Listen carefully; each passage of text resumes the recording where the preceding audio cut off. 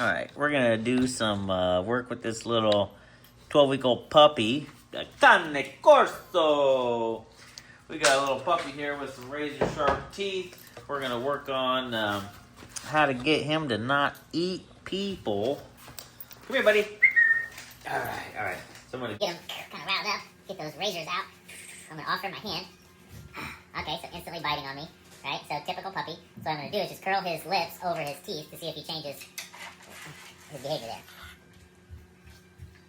So while my hand is in there, I'm just kind of while my hand is inside his mouth, I'm just kind of curling those lips.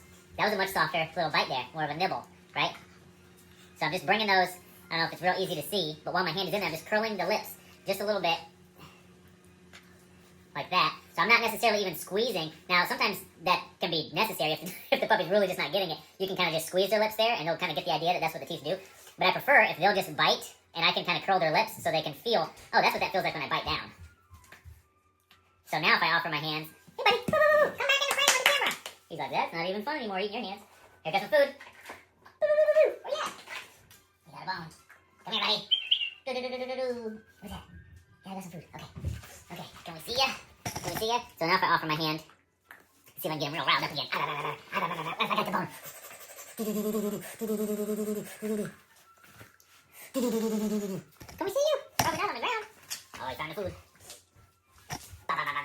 You tired already? Enzo! He's just checking out all the toys. But that can be a super simple and effective way to get your dog to not use you as a chew toy. Allow them to do that, but allow it to be painful for them like it is for you. Because it's painful for you. I know when you have a 12-week-old puppy, those teeth are not just teeth, they're razors. And, man, they don't even have to bite down to puncture skin or really scrape you up and cause you to bleed. So, again, like with your hand in their mouth, or you could go kind of over the snout and kind of do this if you want to, but if you put your hand in their mouth, you can kind of curl those lips just over the teeth. So as soon as they bite down at all, then they're biting themselves, essentially. So it's very uncomfortable for them, but it's their doing. So it also creates a very clear and quick association with this action causes this reaction or consequence. So when he realizes that him biting his jaws down is uncomfortable for him, not only is he going to associate that with discomfort for himself, but it's also going to make more sense and allow him to make that connection with causing pain to you. Particularly, something that we do with puppies also is, whether at the same time or just other times that they use their teeth on us, is to literally cry out. So just like if Enzo were to do that kind of behavior to his mom or to another puppy, they're going to cry out. Right? They're going to make a sound that indicates that's painful. So you doing that, and they already have that association that biting, closing my jaws can cause this pain, helps them to really just start to develop a stronger bite inhibition so that they realize I shouldn't just be clamping down onto everything with my teeth. It's not super complicated, and you don't have to do that too many times, but you want to do that. We're gonna...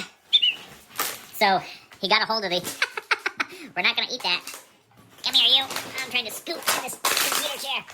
So we have the confidence pool that he doesn't have any issue with confidence. Normally we'd throw the food in the pool for the pups so that they have to go into, generally for a puppy, a scary place because it makes all these crazy sounds and everything moves. It's kind of a cause and effect reaction with everything. But he obviously didn't have any issues with the confidence there. Want some food?